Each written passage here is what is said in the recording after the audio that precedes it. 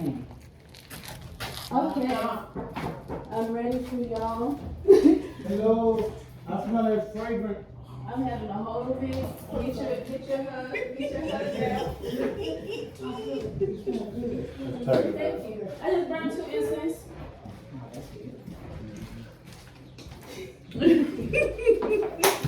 Glad. I love how chatty your neighbors are. My neighbors love me, okay? I love them too. What we're experiencing is the soundscape, okay? We're gonna go through healing sound. Make sure I turn off my phone. See, now you head into the bang bang. My bad. Yeah, I'm about to add to it. We're gonna go through healing sound. We're going to listen to an aesthetic moment, okay? And when I say an aesthetic moment, I'm recreating. What I'm doing here is recreating a moment in time through my perspective of perceiving some of my elders and ancestors, okay? We are in this vacant building on purpose. This is intentional because they're having to break down the walls and rebuild this from the root structure, okay?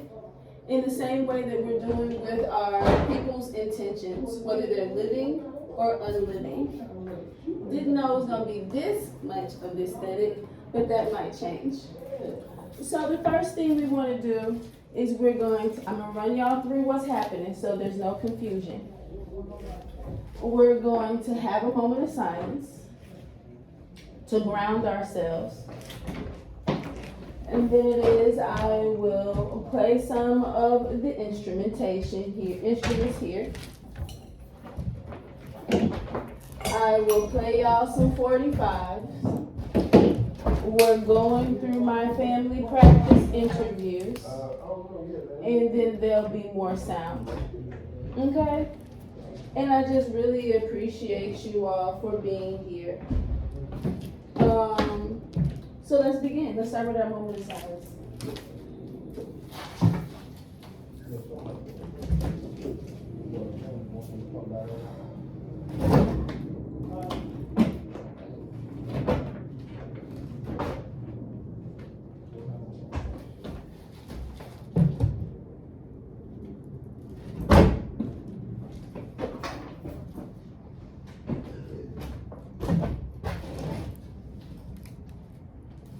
As we think of our own lives, are there people who have impacted us in ways that are almost intangible, ways that are at a soul level that you want to honor?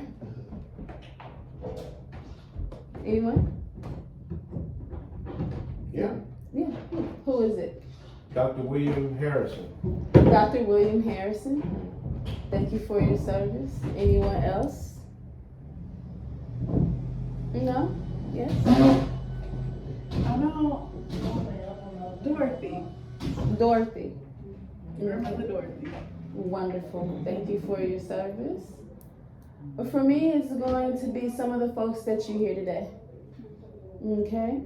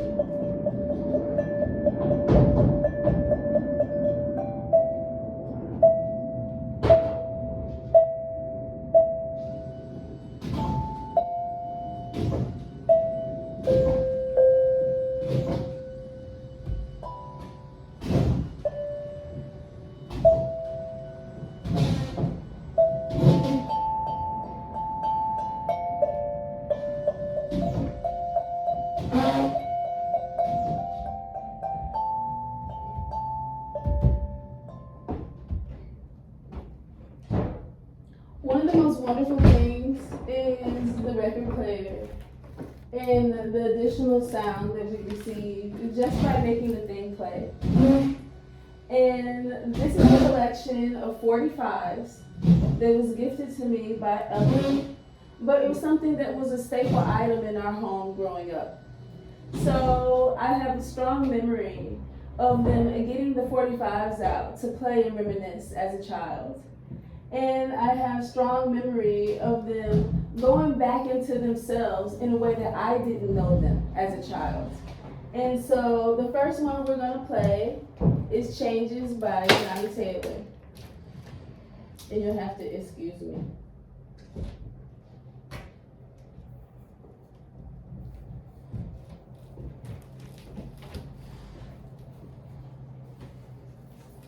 How were you able to find the insert for the 45s?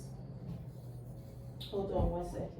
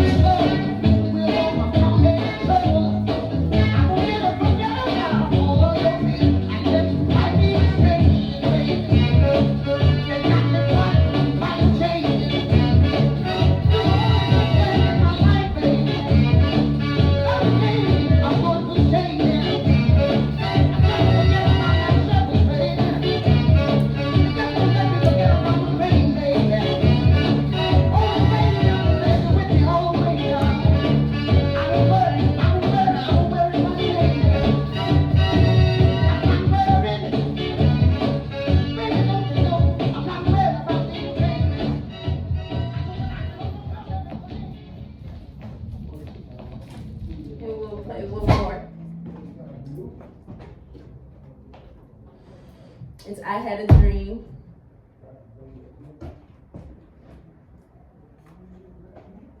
And then we're gonna go into an interview. I had a dream last night. Oh, worrying me.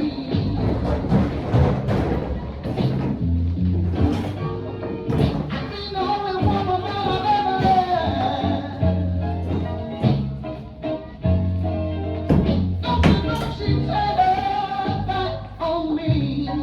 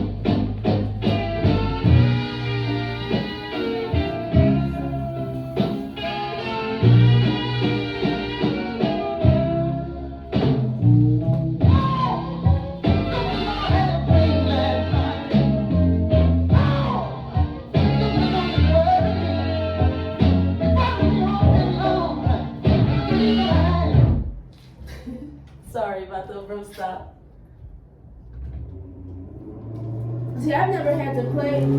We had a stereo that had a 45 player and a record player with the speakers and the tape deck. Okay? They don't have that on Amazon right now. So did you play that without an insert in the middle of it? Yeah. Yeah. Okay. Wow. So the next thing we're gonna do is I want to introduce you to the communities that surrounded and supported the family members who raised me.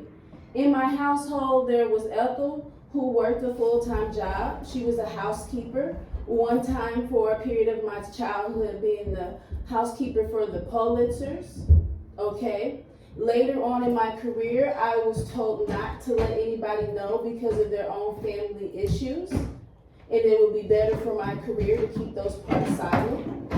But then we got into a point in my career at the Grand Center Arts, not Grand Center Arts, that's before it was there, at the Sheldon where I was getting the Emerging Visionary Awards in 2011. And when I looked out into the audience, I couldn't see the people I invited. Ethel was in the back. Ismima Nakata was in the back. Tiggy, at that time, I believe maybe she was 8 or 9 years old, was in the back. And it was as if we weren't being honored. So I directly saw the correlation between being silenced about my family history and the role of service we played, and how it is even in those moments of accomplishment, I still had to be in a role of service to someone else's public image. And for me, that was a moment where I was able to use not only my voice, but the voice of my household. But I learned that at Faith Baptist Missionary Church and working with the women in the church. And here is an excerpt from one of the interviews I did with one of the longtime church members, Hazel Welch, the daughter of Grace Kitchen, who still lives in Berkeley, Missouri. And she agreed to do this interview a few years ago because she loves Mississippi, she loves her family friends, and she's been knowing my people for 3 generations. So who else could tell the story better than besides my own family, the Kitchens?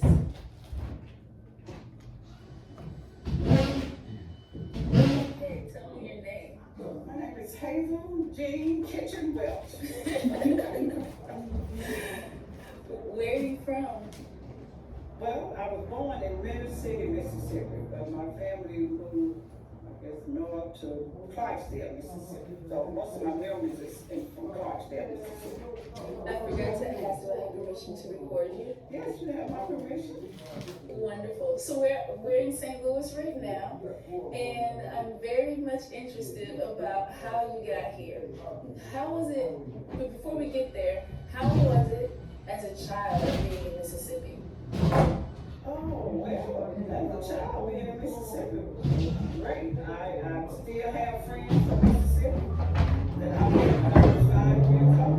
We're still best friends today. So Mississippi have produced some wonderful people in my life. Do they still live in Mississippi? No, they migrated to St. Louis also. My dad. My dad was kind of like, I guess, like a Harriet Tubman of the South. When people would come from the South to the North, he always provided a place for them to stay in. He was blessed with a job that he could also get people jobs when they migrated to St. Louis from Mississippi. What was his name? Where was he from? And what did he do? Okay, that was Henry L. Kitchen, and he was from Mississippi, Mississippi. National Army. It's always right now. Every summer you have to work out a summer job. Can you all hear this? It's been nice and hot. You smell the tree. We're gonna pause this just a moment to reposition ourselves. I apologize. Because I want y'all to hear this comfortably. I got my Bluetooth speaker in the car. I have my Bluetooth speaker next door, Okay. but we already are in motion. It'll be better.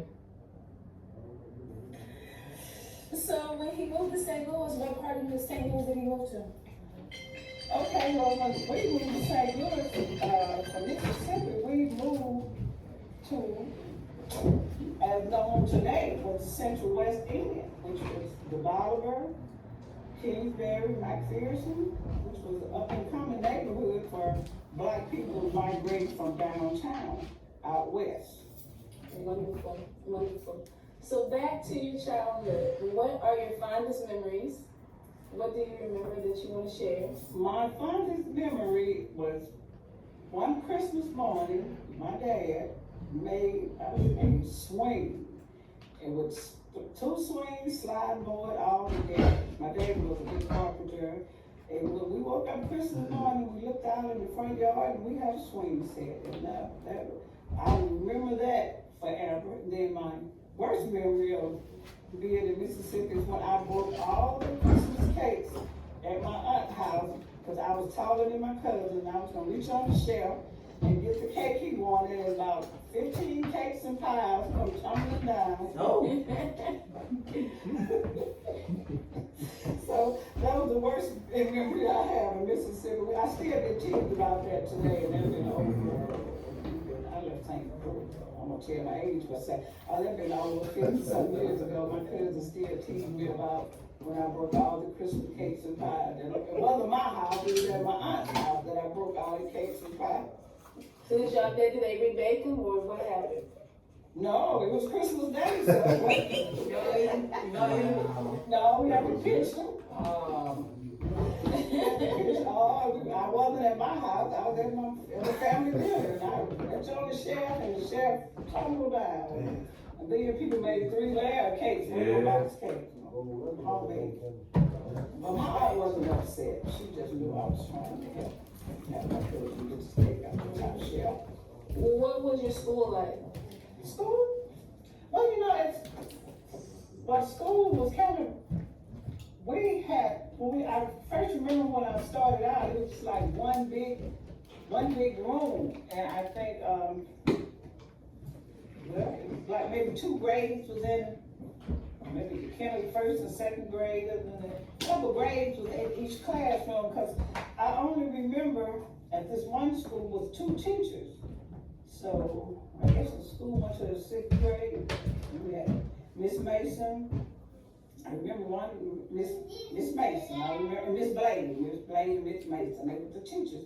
And we did have a cafeteria, and they had teenage girls who would cook. The food, when it was so cold, you couldn't go home and get food. They would make rice and beans and vegetables. At that time, we didn't want to eat it, but we fed pretty healthy, I think, but. Yes. For first grader, they don't want no rice and beans, but yeah, but then they built a new school, and that was like a classroom. And they had hot lunch, and the school was brand new, and everybody, the teachers was great, and kids got along. If it was a bullying, we didn't know anything about it because everybody was just as poor as an excellent person, so you didn't have everything to be bullied about, but now you see cyberbullying, kids taking their own life over these your classmates. So how can people you live in a neighborhood with, and you dislike them to the point of actually taking their lives, huh? They kill each other, so no, we didn't have that problem with no bullying. What was the name of your school? I forgot. Well, Lawrence Elementary. Got it. The grade school. Mm-hmm. So you went to grade school with some of my family. Oh, yeah. Drusilla, and my lady Dora, West, beautiful young lady. Just had a short life, but she was beautiful, had a well-lived life, and produced a beautiful daughter. So her memory still live on. She's gone, but your legacy is always what you leave behind. And as Black people, we should try to always leave a legacy a bit to the good, to help somebody. Just don't have your name out there. You want your name to be associated with something positive for the next generation. And my grandson say, why do I pray every night the same prayer? It's because I'm waiting for it to be answered. I said, Lord, keep you from being so hard-headed.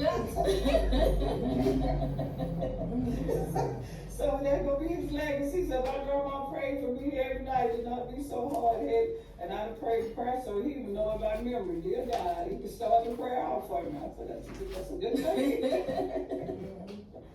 But Mississippi, like I tell people about Mississippi, and I tell people, Mississippi, it was some bad things that went on. I mean, if you name it, they did it, but we survived, and it made us stronger people, made us more loving people. I tell my brother, he say, talk about our house was a 3-room shack. I said, but in that 3-room shack, I learned values that I carry with me today. I learned to be loving, I learned to be kind to people, I learned to care about people.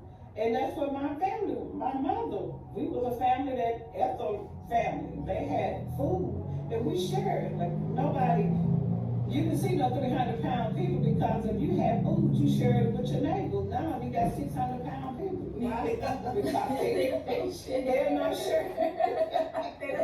Well, there was 600-pound people 50 years ago because if you had some peas and Ethel and them raised fruit. And they her granddad would share the fruit and vegetables. And we had hogs. Wait, what did you just pause right now? You said that Ethel's granddaddy did what? Raised fruits and vegetables. He was good at it. Thank you. Yeah.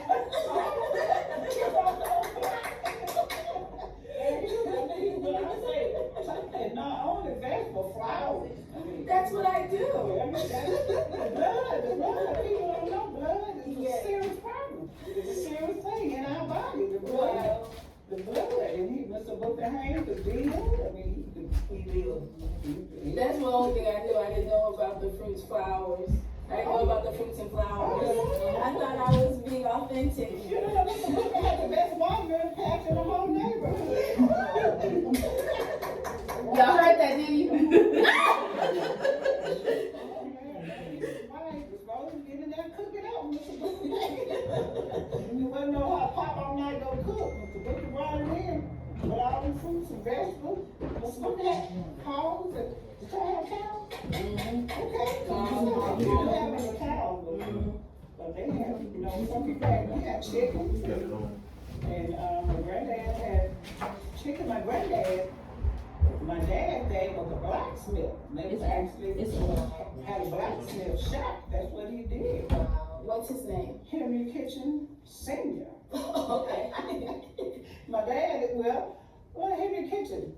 John Henry Kitchen. My dad is Henry Lee Kitchen. And my brother's Henry Lee Kitchen Jr.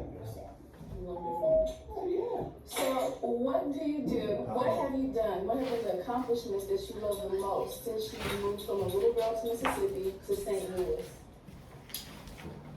Oh, my greatest accomplishment, I would think I am the mother of one deceased daughter, very fine young lady, and I'm the mother of a daughter, and I'm also the grandmother of one grandson and one great-grandson.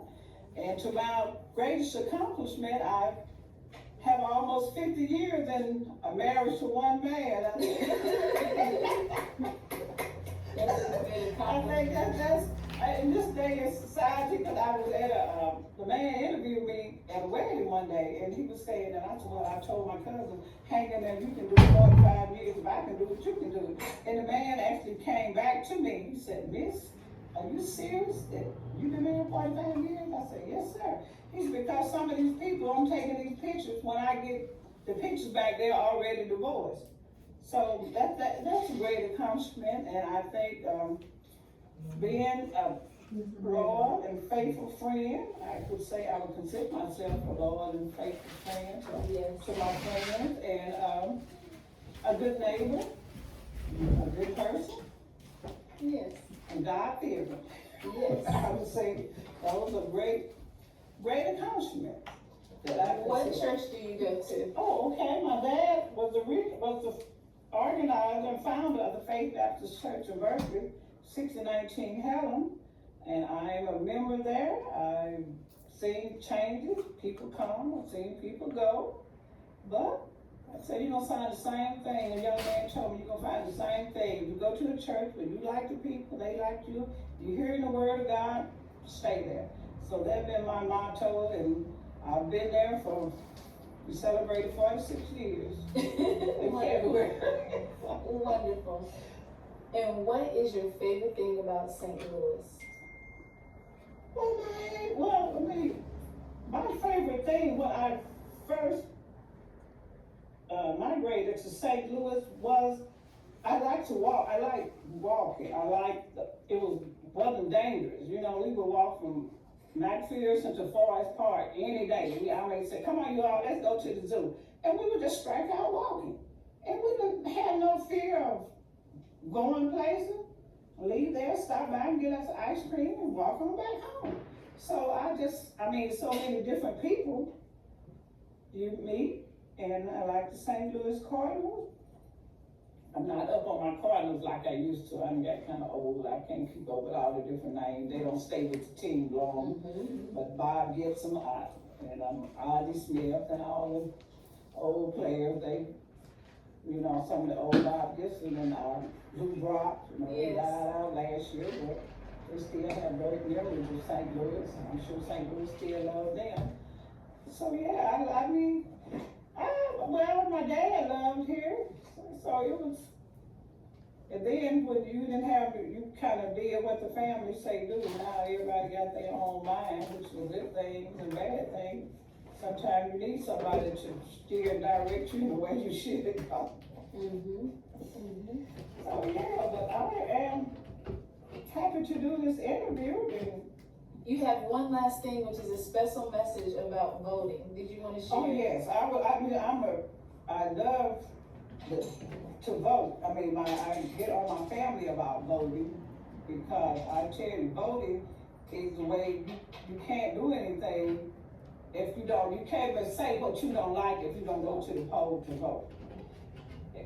And with the Michael Brown situation, I said Michael Brown, Bob McCullough, had a chance to be out of office had we gone out and voted. But when the Michael Brown situation came up with the death of Michael Brown, which was a very great tragedy, that's when everybody wanted to get Bob McCullough out. But you had your chance by going to the poll, and the poll is very important to vote because I remember when my mother and them had to learn Constitution, they had to go study to vote. And half the people could not read or write, so how can you study to vote if you can't read or write in order to vote? And now all you need is a valid ID, driver's license, some form of ID, and you just cast your vote. So why we stay away from the poll? You shouldn't have to beg people to do something that's so important. In your local election is just as important as your national election. But most people vote for the president, but they don't worry about when they get their sewer bill, they gonna put $10 on it. Then they but they tell you all these things, but you got to be up on different articles that they're talking about, and they tell you, the bill went up, they raised the rate, okay? And when they send these, I've never been there, but I get all this information about, they tell you when they gonna raise your bill. So I be thinking, no, I'm gonna complain, I need to go out and have my voice heard about the way they gonna raise the light bill or sewer bill, put my opinion. And I have been getting voters call over the telephone. I've been doing quite a few surveys in the last couple of weeks about the president. Everybody knows the president, they down in the 100%, but that's life, so that's who we voted for, so we have to deal with the consequences. Yes. Was there anything else you want to share? Well, I would just like to share, I was just stopping by to visit a friend, and I know I was gonna be interviewed today. But things that Mississippi, like I said, Mississippi produce some great people, some people that I love and I cherish, and I've been friends with people from Tennessee, Arkansas, all left the South looking for a better life, and 90% of them found a better life. Everybody get caught up in drugs and alcohol and different things of that nature, but I can say, well, 75% of the people that I know from Mississippi are not drug addicts, not alcoholics. You know, and that's something to say. You know, I know young women, and all the young women that I grew up, I'm like, yeah, for Shirley. You know, they're not on drugs. They don't have alcohol problems. So, you know, I count, knowing my Mississippi friends, I count it as a blessing. Yes. And I will cherish friendship from anywhere, but we all one big group of people that need to, as Rodney King said, we just all need to get along. Yes. Well, thank you so much for this interview. Oh. Okay. So that was probably the lengthiest of what we'll be sharing today. I'm going to pause the talk story, and the interviews, and we're going to listen to a few more 45s before we start those back up. How does everybody feel? Okay, cool. Sleepy. For those that are on live, they can put it in the chat. This is B.B. King's Just a Dream. What was that second song by Johnny Taylor? Hold on. I know I wanna tell the story I had a dream. about a hard luck guy. Nobody seems to love me. I guess that's the reason why I just dream. Dreams all night long into the day. Yeah, that is so sad. Oh, to break my heart this way.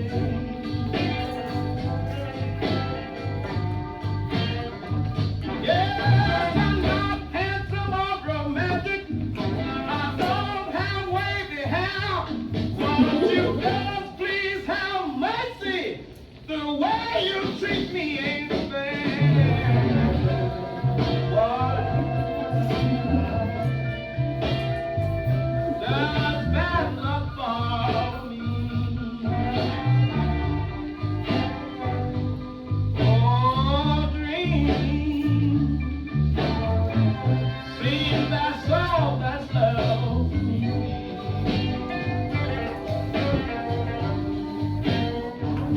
Oh, I just can't get no place with the doggone thing I planned.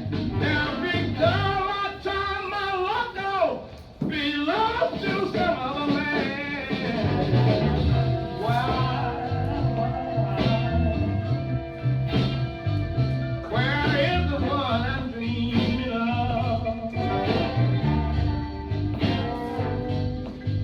Oh, gone with last night's dream.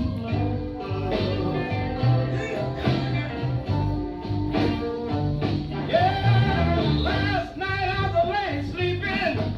I dreamed about a queen, and it made me so bad people to wake up and find out it was just a dream.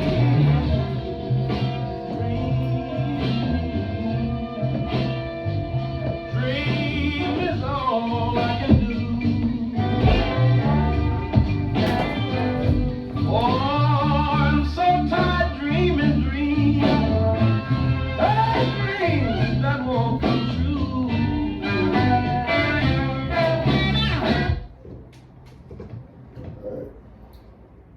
Okay. Love me some B.B. King, Lucille. And the next one is Why Did Everything Happen to Me? And this was on Kent Records.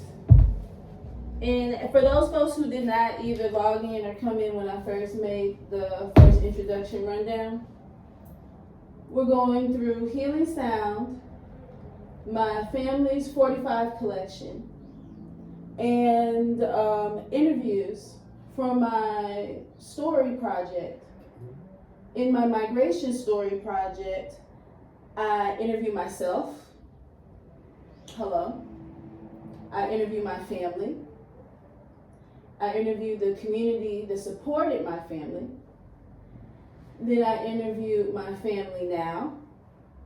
I interviewed my community now. And I've created a pretty much a aesthetic for how I grew up. And parts of me, the roots of who I am. The parts that I don't want memory to fold into. The parts that I want to make sure that I know that voice. When I have my own memories, I want to be able to document that. And so I've collected some of these interviews from old cassette tapes. There is someone in my family, Ethel, who used to record her talking to folks on the phone, record herself at card games. And when I got in my 20s, she gave me my first quilt from her grandmother, Rosie Greer. I had been begging for this quilt since I was about 6 years old because it's denim with flowers on it. And she told me no. Then I got mad through the years because it stayed in the trunk in the basement.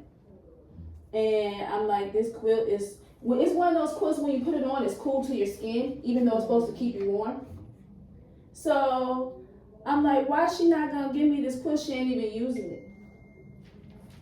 Then from there, I went to art school in Memphis after having my daughter at the age of 19. And my family thought I was just gonna get a job and just maybe go to school part-time. But I was 10 toes in and I took 5 classes instead, okay? I worked 2 extra jobs, okay? I paid them out to watch her when I couldn't watch her or bring her into adult settings. And it was a fight in my own self to continue my art practice. From my father's side, we all make art anyway. So folks is looking at me like, why would I waste $30,000 or more a year to go to a school to learn art from white folks when we already taught you that? Okay? Flat out quotes. And why are you dragging us to all these things and you know you need to get a job? AKA the things are the art openings. I mean, it would be fun because Ethel and I have cousins that came to my BFA show. They sat in the corner, they giggled at the weird people. You know, folks wearing heels they usually wouldn't. Bright blue ones at that. The different color hair before it was as trending. And they didn't really make sense of all the artwork, but at the end they did say it was nice. But yeah, it was nice to see them on the bench cuddled up, giggling to each other, you know, pointing. And exposing them to what I thought was my art reality at the time. And at the end of that situation, Elta had came down from St. Louis. My mom had came in. I remember, I think she had recently came back from Hawaii to the mainland. My cousins Brenda and Angela and them, they came in from Ohio, but they was really my Mississippi people too. And I got my quilt, y'all. Excellent. With opening up about the quilt, that's when the cassettes came in.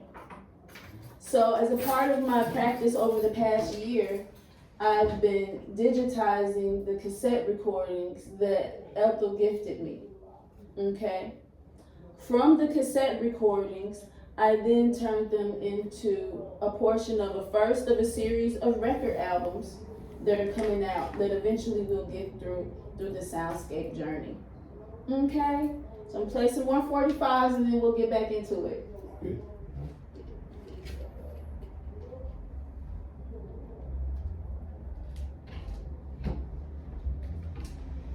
And just in honor of what Hazel was saying, whether my political opinions are the same as hers is not, I like the fact that she's excited about voting, especially at her age. After all she's been through, her family been through, her friends been through, she still got hope in that. And so whatever you put faith in, you make real, no matter what your belief system is. And so I thought about that. and the influence Martin Luther King actually had on their generation. When I played the 45s, I also have other Martin Luther King 12 inches in the house. But when I played the 45 for Ethel, she not only remembered the record, but she remembered the moment in her life. And that's something that in 20 years, my daughters won't be able to get. To sit in a room of elders and then talk about their opinion of Martin Luther King. Then talk about their opinion of Ferguson. Then talk about how there wasn't no such thing as the Great Depression from them, because they always been poor. They never had no money, but they always had everything they need. So they didn't have no depression. They don't know about that. You know, because what my daughters will hear is that there was a Great Depression and everybody had to stand in line for food. But you know, my people on my Mississippi side, they healthy women. So you could tell they wasn't, me and my size, they might think I might have had a Great Depression. But that's not nothing they know of in terms of when you bring it home from school. And been adamant about it. And so it's very special to me to correlate, regardless of the politics of Martin Luther King and how we've critically analyzed that, and to know the household impact that was happening at that time for my family and others. This is from 1968. Talented gospel artist, and we feel it very fitting I to know the offer one people of the who know world's how to work a record player mad at me right now. You hear me? So sorry, y'all. Yep. Gospel artist, and we feel it very fitting to offer one of the world's most gifted spiritual orators, whose roots sprung from the very same institution that the Black Gospel Collection has been uniquely designed to serve and help continue to grow, the Black Churches of America. The speeches we've selected by Reverend King offer insight into his unique and divine gift to reach and stir the souls of those he hoped to inspire and instill faith, as well as those he so earnestly worked to reason with and change. As gospel music is a lifting of the voice in prayer, Reverend Martin Luther King lifted his blessed voice to inspire a people and a nation to realize that as long as any part of this society was in political, economic, and spiritual bondage, so was the rest of the society. And now listen to the words of one who came from among us to fulfill the empty and forgotten promises, giving testimony to the divine plan of Almighty God to establish here on earth as it is in heaven, peace, peace, peace. On April 3rd, 1968, at the Ebenezer Baptist Church, Dr. King delivered his last sermon. He gave some profound insights about life and death. It matters less when we die than how much of our life will live on. If any of you around, when I have to meet my day, I don't want a long funeral. And if you get somebody to deliver the eulogy, tell them not to talk too long. Every now and then I wonder what I want them to say. Tell them not to mention that I have a Nobel Peace Prize. That is important. Tell them not to mention that I have 300 or 400 other awards. That's not important. Tell them not to mention where I wondered if they go to his I'd mission. like somebody to mention that Because I've day. never seen the funeral. I've only Martin seen Luther pictures King of his Jr. wife and child. tried to give his life serving others. I'd like for somebody to say that day that Martin Luther King Jr. tried to love somebody. I want you to say that day that I tried to be right on the walkway. I want you to be able to say that day that I did try to feed the hungry. I want you to be able to say that day that I did try in my life to clothe those who were naked. I want you to say on that day that I did try in my life to visit those who were in prison. I want you to say that I tried to love and serve humanity. Yes, if you want to say that I was a drum major, say that I was a drum major for justice. Say that I was a drum major for peace. I was a drum major for righteousness. And all of the other shallow things will not matter. I won't have any money to leave behind. I won't have the fine and luxurious things of life to leave behind. But I just want to leave a committed life behind. And that's all I want to say. If I can help somebody as I pass along, if I can cheer somebody with a word of song, if I can show somebody he's traveling wrong, then my living will not be in vain. If I can do my duty as a Christian, or if I can bring salvation to a world once wrong, if I can spread the message as the master taught, then my living will not be in vain. Yes, Jesus, I want to be on your right or your left side. Not for any selfish reason. I want to be on your right or your left side, not in terms of some political kingdom or ambition. But I just want to be there in love and in justice and in truth and in commitment to others so that we can make of this old world a new world. We've got some difficult days ahead. But it really doesn't matter with me now, because I've been to the mountaintop. I don't mind. Like anybody, I would like to live a long life. Longevity has its place. But I'm not concerned about that now. I just want to do God's will. And He's allowed me to go up to the mountain. And I've looked over, and I've seen the promised land. I may not get there with you, but I want you to know tonight that we as a people will get to the promised land.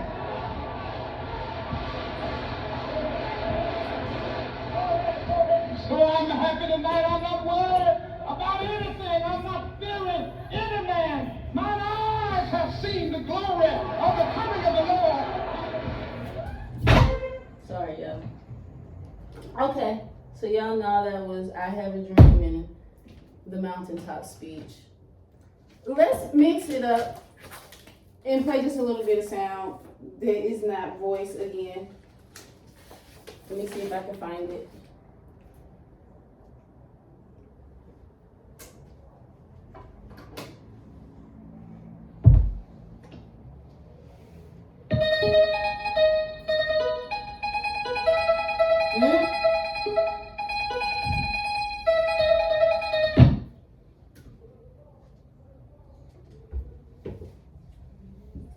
See, I'm a human being. I didn't expect this to be perfect and orchestrated in a certain way, but I'm thankful we're here together.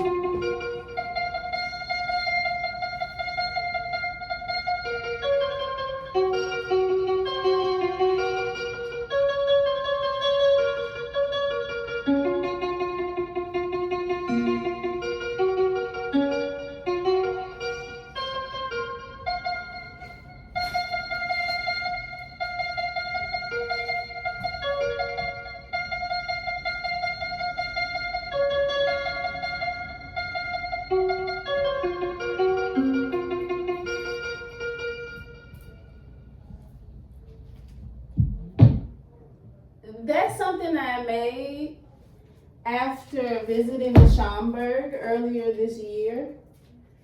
I went to the Schomburg to research how the greats have been archiving and to meet with the Arts Matters Foundation to see how they've been archiving. Over the pandemic, Juan William Chavez had nominated me for an Artist to Artist award. And because it was the pandemic, I never got the formal going to New York and receiving the award. And I was fine by that. So I wanted to be intentional about how I entered community when I went. And so we met at the Schomburg. The program director had never been to the Schomburg, even though they were a resident of New York. But they had a wonderful story about working with the Smithsonian that is to be researched, okay? And it's very compelling to me because the Smithsonian is also coming to St. Louis in the fall. And after I came back from the Schomburg, I would spend half the day in research and then half the day ekphrastically responding. So I also had watercolors with me, my MIDI tuna synthesizer, and my laptop. And I was able to make that as a response really to a conversation I had with a man who wrote the Black Green Book. Have y'all heard of this? Mm-hmm. Yeah, so he was there in the basement, being a weird artist, as we do. And we just had a very intimate share. He started interrupting, of course, the Arts Matters meeting because there was other things he thought of that he wanted to share with me about how Black folks from the South travel throughout the South on vacation all the time, okay? And how that wasn't anything foreign to us, that we created retreat spaces. I had told him about what we were doing at the Fannie Lou Hamer house, and he said, oh yeah, well that's just like what y'all supposed to be doing. Now, what's the Black Green Book? I don't know that one. Well, the Black Green Book is a Black traveler's guide that predates the Civil Rights Movement that were safe places for, am I saying the wrong name of the Okay, book? I'm familiar with that, but you saying he wrote it. Did he write a compendium or did he write They just re-released them, and then whoever that person is that just re-released that and compiled that, that's the guy. Okay. So then they had the book at the Smithsonian too, but it's like the new version. Wow, okay. Mhm. It was in the gift shop. But he was downstairs doing his regular work because that's a part of his regular research practice, is to go and dig up these great Black folks in these great Black places and continue his practice. Just because he's published his book and has gotten a little bit of play, he's a regular person like you and I in the bottom basement of the Schomburg where he can get a little bit of peace. Usually folks ain't running around having meetings with arts organizations down there. It's a few people who might be unhoused, a few people who have class assignments, and then who knows who else, the general public. He's a part of the general public like us. So, yeah, that was my ekphrastic response to that day at the Schomburg. And ekphrastic is when you have one creative practice directly respond to the other creative practice.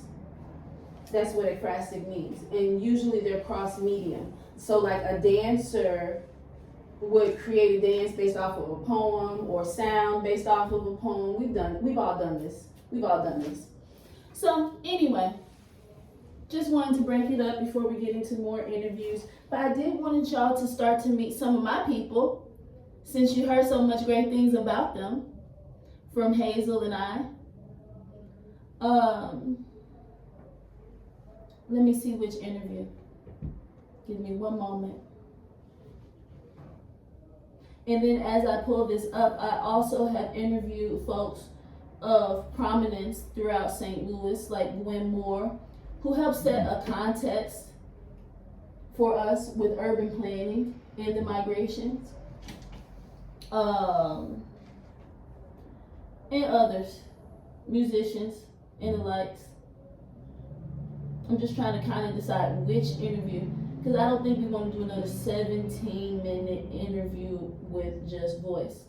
Now, one of the things that Hazel talked about was about how my great-granddaddy, Book Haynes, was already growing the fruit trees and the flowers.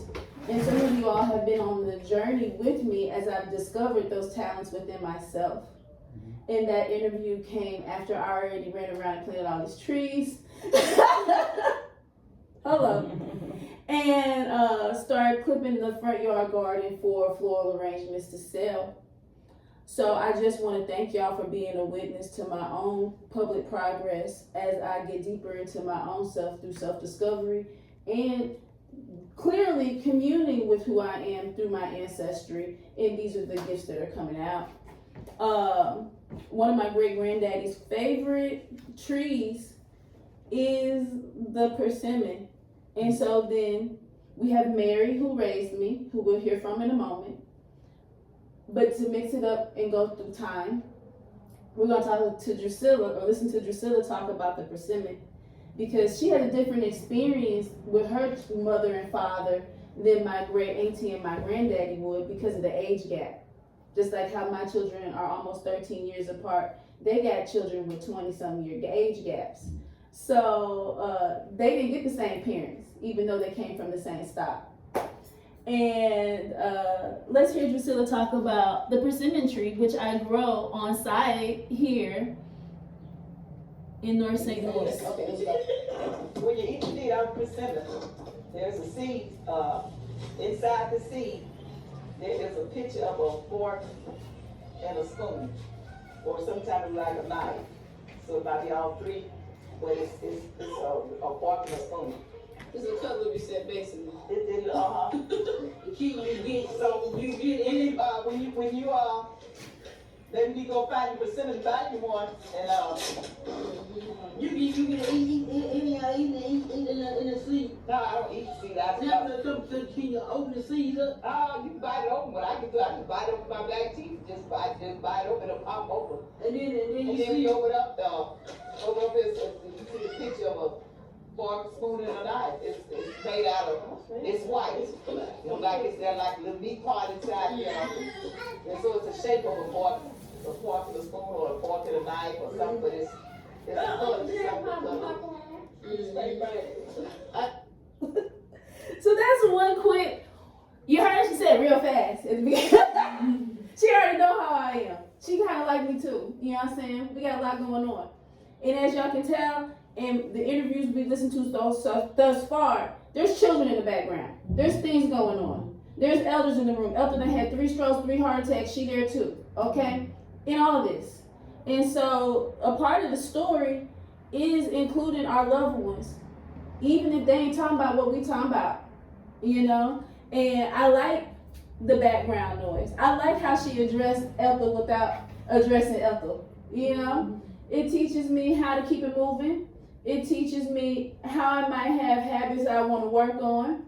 It teaches all of it. You know, I'm still growing, you know?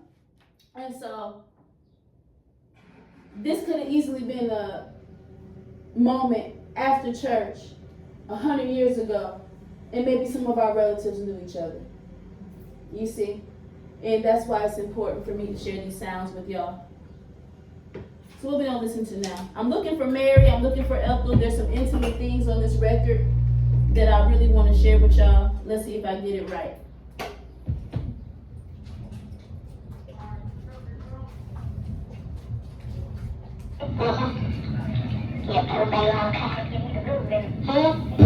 Let me get it right.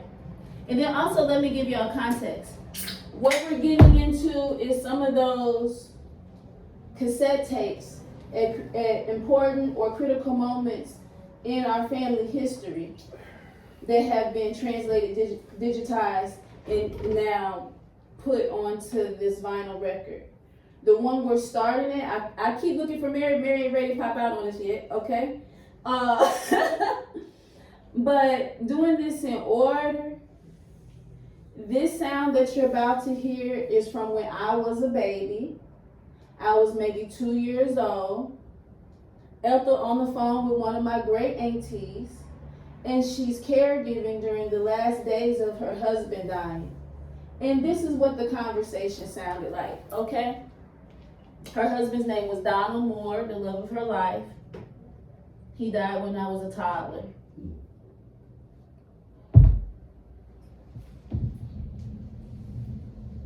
I don't have it right yet, y'all. Please forgive me.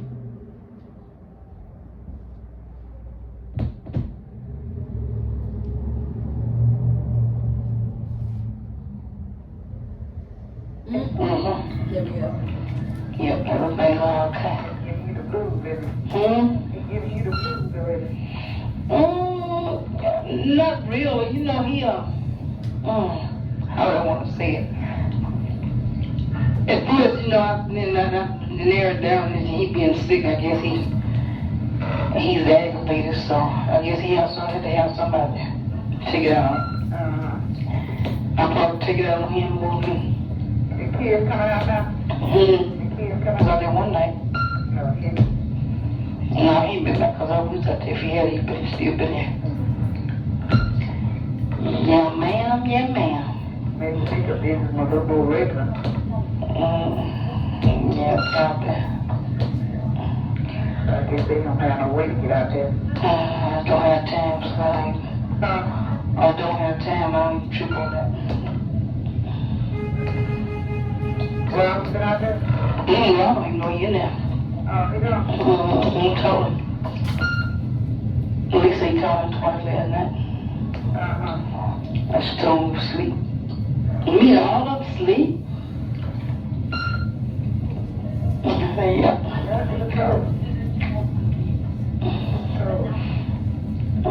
I didn't talk to him, so, you know, if I had talked to him, I would have told him. And so I didn't at least tell him because I was for me to tell him, you know. And that was all the person he had asked. So,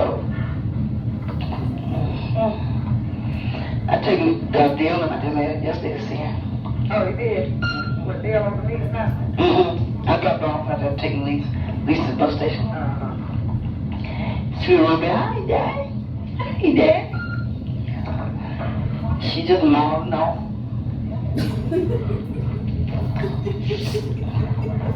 Have you been able to look at None of the stories.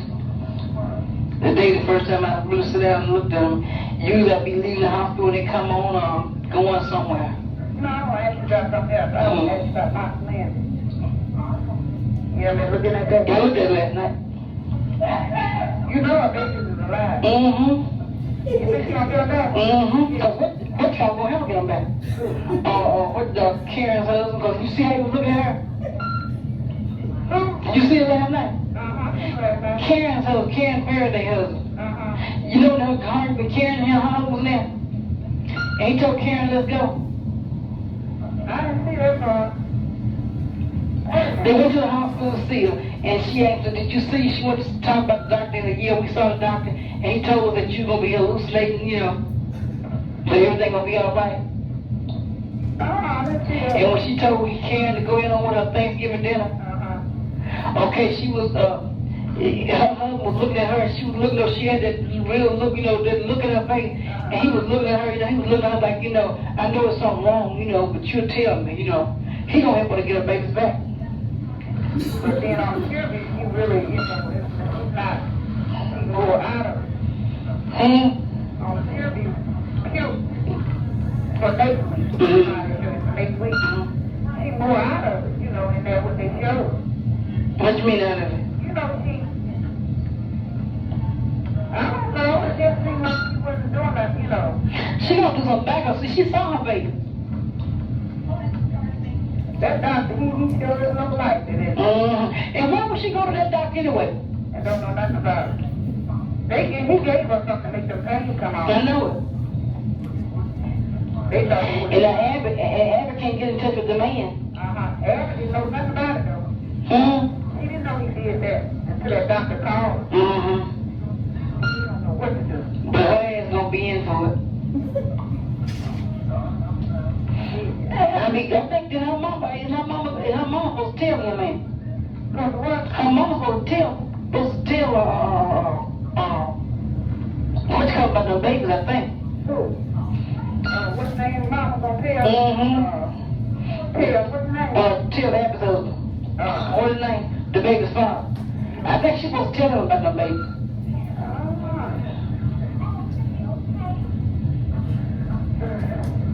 Yeah, that's good. I'm gonna skip on over to Mary now. As you see, there's a strong intersection in the African American community with these soap operas and reality. They talking about the folks on Moss Landing, like they talking about the person who live in their house. You know she ain't gonna do nothing about it, don't you? You know you're not his kids, don't you? And that doctor showed us slow down. Right. He gave us something to make them pains come. He did. I said, And this is across cultures, because my African friends tell me that the Nigerian aunties be on the telenovelas like that. I bet. They watch them in Nigeria. Isn't that a crazy crossover?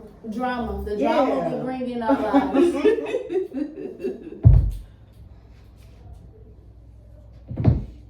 The next one is probably me interviewing Mary when I was in my early 20s and Tiggy was a baby. That's what I'm really looking for, y'all. It's the short version, not the long.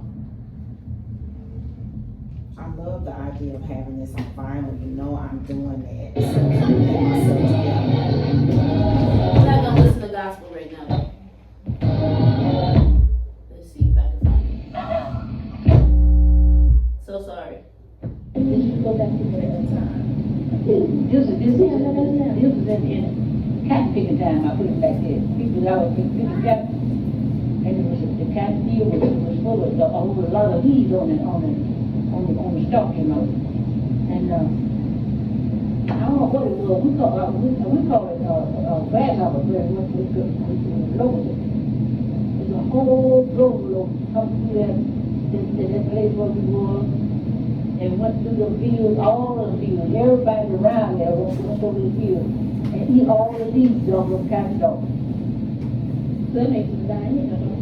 How does it make it die? Well, that's what they want the leaves to die anyway, but sometimes they would spray the leaves in order for the bowls to open up. All the bowls on the stuff to open up. And when that happened, I mean, you could walk down the road and you couldn't even have hard to see. Look like everything was just white. You could see, look like cobwebs, it was everywhere, all over people's houses, over the porches, and hanging up on them, it's everywhere. Anyway, when them things eat up all them leaves, then they left, and all the time those opened up, and that was so pretty, all that cotton out there, and then that all the people did, they could get out there, you know, and pick the cotton. I was out there too. But I was scared, because I couldn't stand no, I thought spider webs. You know, you walk down the road and things, you shoot all in your face and everywhere. And after I had got grown and saw we the God, he come to me, but they were, where the Lord had sent Moses to go Egypt and tell Pharaoh to let all his people go. And Pharaoh did everything he could to keep letting people go. And the Lord was sending different things, you know, to person. And the last one was locust, wasn't it? I forgot about that. That's the end of it. Right. That's the end of the story. I'm telling you. Okay. And when I thought about that, I thought of that. But anyway, that is, like I said, that was it was a helpful thing. What happened when I know we come through here and eat up all the leaves off the cotton, that made all the bowls open up, you know, the sunshine and all the bowls open up. It was really pretty. I wish, well, I really don't know if I have no cameras, nothing like that, but I wish you could have seen it. They really be this kind of like it was.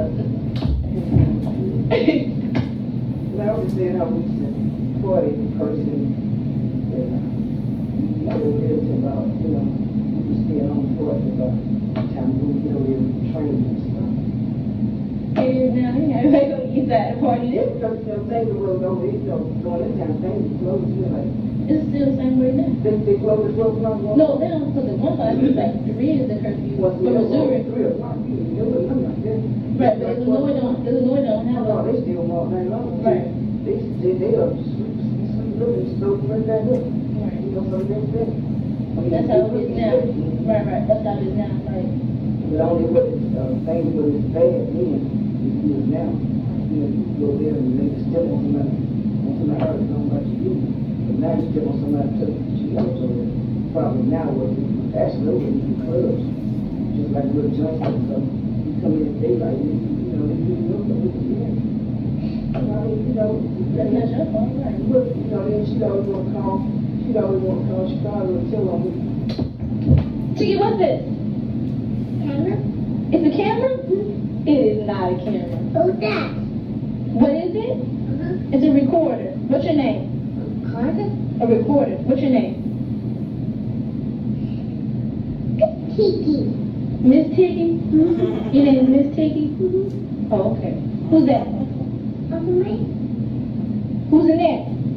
Lily? Mary? Okay. So that's about what 4 generations right there of my family. In Native American culture, you're supposed to have a strong plan for 7. I started with my great-greats. From my great-greats to Tiggy, I'm about at 7. But an extension of that 7-generation concept is when I started interviewing our neighbors and people we work with around here who share Black and Native ancestry. And that's an extension of this project that we're not going to get into today. Maybe I'll play the singing bowl for a moment for y'all. How about that? Yay!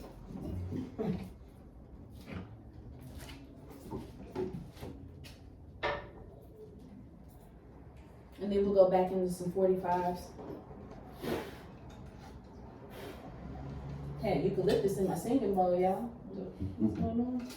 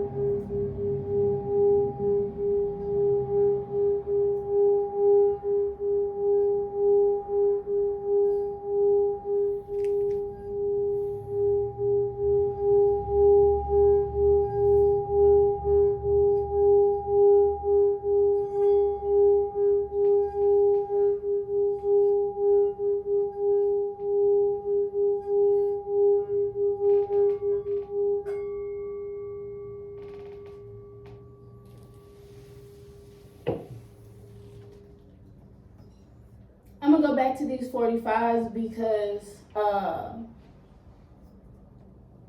it's important. These things aren't really made that much no more. Like I said, it's hard to find them on Amazon. And even our belongings like this become archives and records of our existence and the existence of those who love us.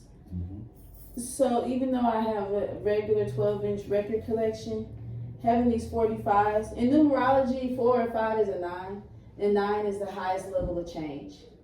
Okay? And I think there's something positive about that as we use these after they've been attempted to be discontinued, you know. Here we go. We're listening to some Frank Lucas. It's gonna take me a moment. I hope y'all are enjoying yourselves and this is not too weird.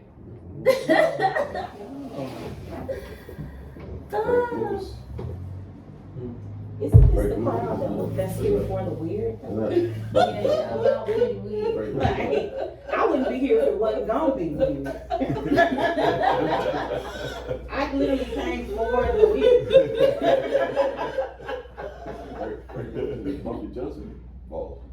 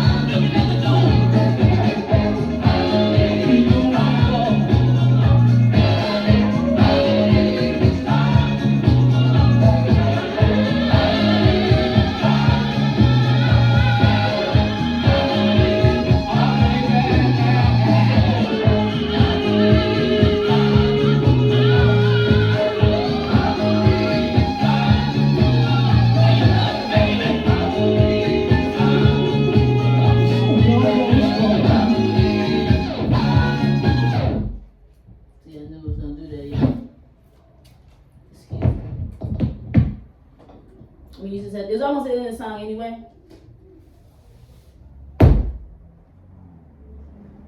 So I'll flip it, and then we'll do Precious Lord, and we out.